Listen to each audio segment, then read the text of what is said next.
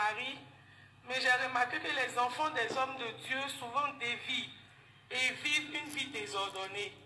Moi, j'aimerais voir mes enfants vivre une vie de sainteté pour qu'un jour nous puissions ensemble voir le Seigneur. Donc, j'ai besoin juste d'un conseil. Comment faire pour que mes enfants demeurent dans la voie du Seigneur? Parce que je ne veux pas les voir se perdre. Amen. Bonne question.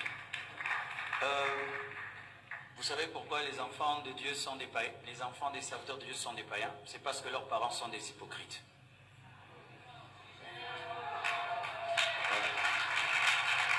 La plupart des temps, pas toujours, hein, parce que des enfants, malgré toute la sainteté de leurs parents, refusent.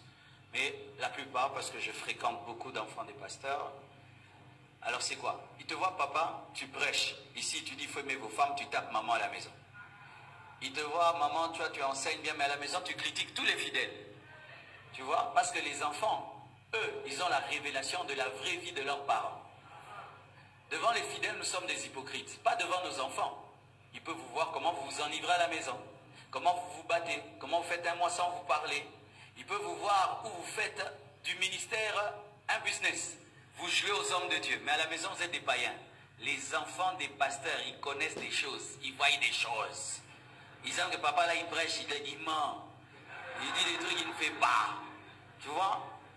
Alors si tu veux que tes enfants suivent la voie du Seigneur, toi-même tu dois suivre le Seigneur. Tu dois être un modèle devant tes enfants et les élever selon le Seigneur. Si tu les élèves selon le monde, hein, ils vont être mondains. Il faut que tes enfants, sans qu'on les pousse à dire, qu'ils puissent dire « Maman est une femme de prière. Maman est une sainte. » Si on prend ton enfant dans un coin, on lui dit « Dis-nous la vérité sur ton père. » Et il dit, il doit témoigner que tu es une servante de Dieu. De deux, le problème des hommes de Dieu, c'est qu'ils prient pour tout le monde, sauf pour leurs enfants. Ils prêchent tout le monde, sauf leurs enfants. Moi, j'ai ma petite fille. Pour qu'elle dorme, tu dois lui raconter une histoire. Je la raconte des histoires de la Bible à côté d'elle en dormant. Elle s'endort avec l'histoire de Bartimée de Ruth. Je suis exigeant avec mes enfants comme je suis exigeant avec les fidèles. J'ai une petite fille, ma première fille a, je crois, 11 ans. Quand elle veut s'habiller, pas ça, pas ça. Elle dit, papa, je suis cette petite fille. Oui, mais tu es l'enfant d'un pasteur, une chrétienne, tu t'habilles pas comme ça. Tu vois, elle sait que papa est un homme de Dieu aussi à la maison. Elles m'ont jamais vu taper leur maman, insulter leur maman. Ainsi même ma fille aimerait épouser un pasteur. Quand tu vois un enfant de pasteur qui dit, moi un pasteur jamais.